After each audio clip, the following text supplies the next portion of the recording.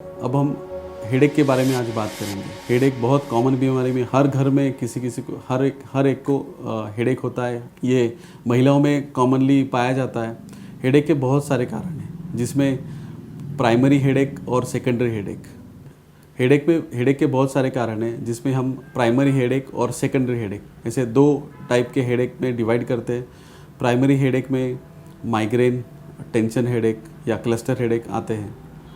इनके trigger factors क्या है माइग्रेन में?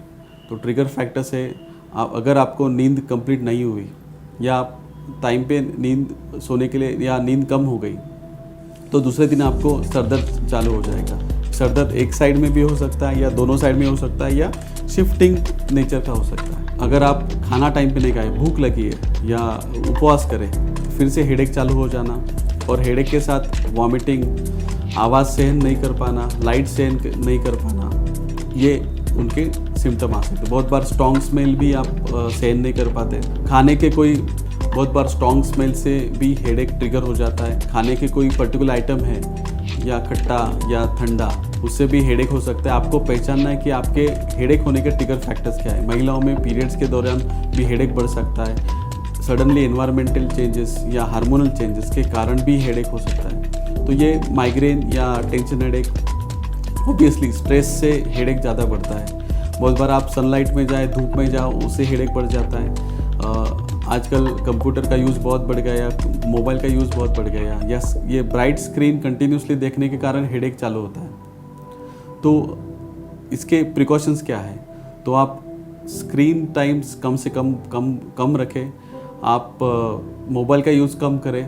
अगर आप IT वर्कर या कंप्यूटर में आपका काम करना ज़रूरी है तो उसका ब्राइटनेस कम करें। एवरी 45 मिनट्स आप 1 मिनट का तो भी ब्रेक लें, जिससे स्क्रीन से आप दूर जा सके। तो आपका आई का स्ट्रेस कम हो जाएगा, तो ब्रेन का हेडेक आपका सिम्टम कम हो जाएगा। नींद आप टाइम पे लें।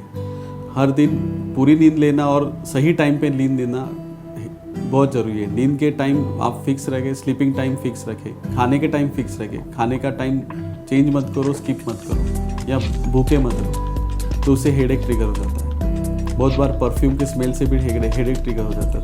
तो जिससे हेडेक ट्रिगर होते हैं वो चीज़ें अवॉइड करो। बाहर धूप में जाओ तो ब्लैक गॉगल यूज़ करो।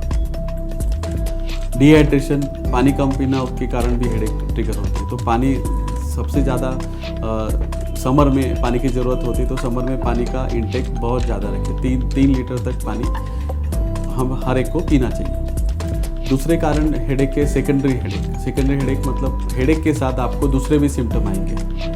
दूसरे सिम्टम्स क्या हो सकते हैं? आपको आंखों में धुंधलापन आना या डबल दिखना, चलते चलते बैलेंस कम हो जाना, सीवियर हेडेक, उसके साथ वॉमिटिंग हो जाना, या कोई हाथ और पैर का कमज़ोर हो जाना, या कोई हाथ और पैर में मूंगे आना।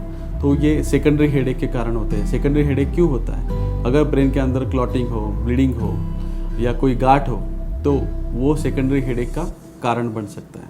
तो उसके साथ ये दूसरे सिम्टम चालू होते हैं। हेडेक का ट्रीटमेंट क्या है? पहले हम हेडेक, प्राइमरी हेडेक या सेकेंडरी हेडेक, वो डिवाइड करते हैं। अगर प्राइमरी हेडेक है तो आपको ट्रिगर फैक्टर्स को जानना या पहचानना और उसको अवॉइड करना वो सबसे ज़रूरी है पेशेंट की साइड से। दूसरा, 2 टाइप के हम मेडिसिन देते हैं। अगर बहुत सर दर्द हो तो हमको प्रोफाइलैक्टिक मेडिसिन देना पड़ता है, जो रेगुलर 1 या 2 महीने या 3 महीने चलता है। दूसरा, एक्यूट अटैक ऑफ हेडेक आ जाए तो हमको एक गोली दिए जाते हैं, उससे हेडेक, माइग्रेन स्पेसिफिक गोली रहती है, उससे हेडेक का अटैक कम हो जाता है। पेन किलर का यूज़ कम से कम रखना चाहिए। जो हम बहुत सारे पेशेंट मार्केट में जाके, मेडिकल में जाके पेन किलर, रोज़ दवाई हेडेक कम करने के लिए रोज़ पेन किलर लेते हैं, उससे हेडेक और बढ़ जाता है। उसको बोलते हैं मेडिकेशन ओवरयूज हेडेक। तो आप डॉक्टर की सलाह बिना हेडेक के पेन किलर मत खाओ, जिससे किडनी पे असर, लिवर पे असर हो सकता है। सेकेंडरी हेडेक अगर है आपको, सेकेंडरी हेडेक के लिए आपको CT स्कैन या MRI करना ज़रूरी है। बिकॉज अंदर क्या है, ट्यूमर है, गांठ है, क्लॉटिंग है, ब्लीडिंग है, वो जानना सेकेंडरी हेडेक में आपको कारण क्या है वो देखना जरूरी है। उसके लिए CT स्कैन और MRI करना बहुत ज़रूरी है। क्लॉटिंग है, ब्लीडिंग है या कोई गांठ है, वो देखना बहुत ज़रूरी है CT स्कैन या MRI करके। और प्लस डॉक्टर की सलाह से जब मेडिसिन चालू करें वो चालू रखो और पैनिक मत हो जाओ। Thank you.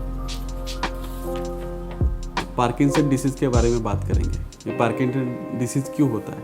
पार्किंसन डिसीज़ के लक्षण क्या है, पार्किंसन डिसीज़ क्यों होता है। किसी को अगर उम्र 30 साल से 20 साल से लेके तो 80 साल 90 साल की उम्र तक पार्किंसन डिसीज़ हो सकता है।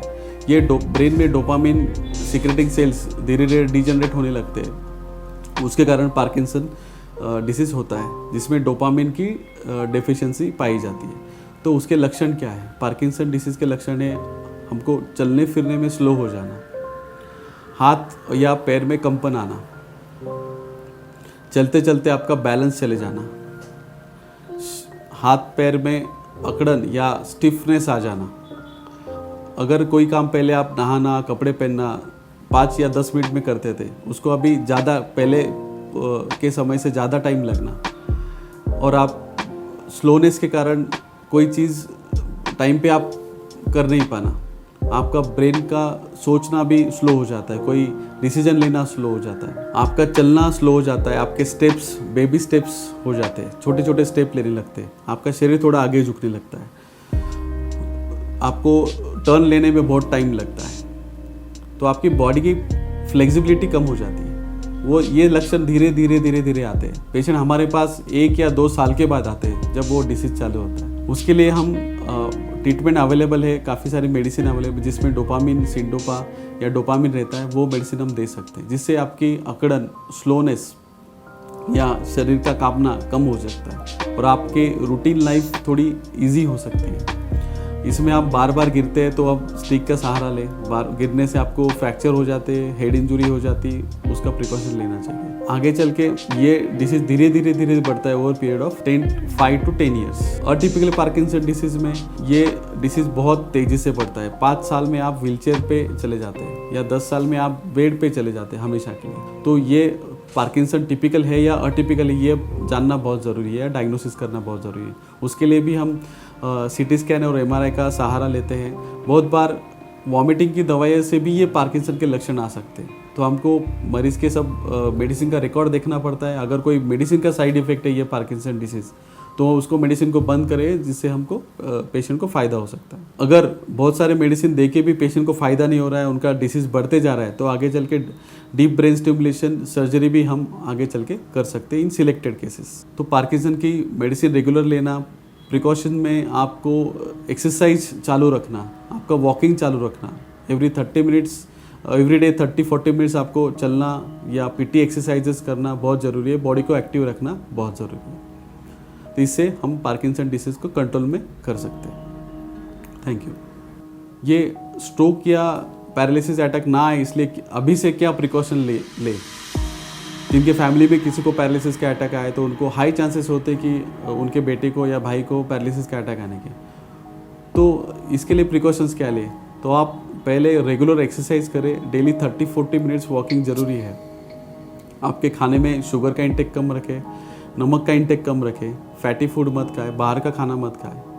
आप रेगुलर एक्सरसाइज करें, एक्टिव रहे लाइफ में। स्मोकिंग या अल्कोहल का इंटेक नहीं रखें, उसको अवॉइड करें। आजकल sitting on a chair is a new smoking. हम जितने टाइम चेयर पे बैठ के काम करेंगे इज़ इक्वलेंट टू आप स्मोक करें, मतलब इतना डैमेज आपको जितना स्मोकिंग से उतना ही चेयर पे बैठने से या इनएक्टिव रहने से होता है। तो आपको हमेशा एक्टिव रहना बहुत ज़रूरी है। कम से कम सिटिंग काम करें। अगर आपका सिटिंग वर्क है तो डेली 1 घंटा चलना या वॉकिंग करना या रनिंग करना बहुत ज़रूरी है। आपका डाइट में हेल्दी डाइट, फ्रूट्स, सलाड्स, लो शुगरी फूड, लो फैटी फूड खाना बहुत ज़रूरी है। आपका BP रेगुलर चेक करें डॉक्टर से। हार्ट का ECG एक बार करवा लें। शुगर, कोलेस्ट्रॉल आप रेगुलर आप चेक करें। साल में एक बार आपका BP, शुगर, कोलेस्ट्रॉल ये सब चीज़ें डॉक्टर को मिलके चेक करना चाहिए। ये अगर ये सब चीज़ें कंट्रोल में है, आपका वज़न कंट्रोल में है, आप कोई बैड हैबिट्स नहीं है, स्मोकिंग नहीं है, अल्कोहल नहीं है, पानी बराबर पी रहे, फूड अच्छा है आपका, आप एक्सरसाइज रेगुलरली करते हैं, आपका BP भी कंट्रोल में है, आपका ECG ठीक है, तो आपको ये स्ट्रोक या हार्ट अटैक आने के चांसेस बहुत कम हो जाते हैं इन योर फ्यूचर लाइफ। तो ये करना और ध्यान रखना बहुत ज़रूरी है। Thank you.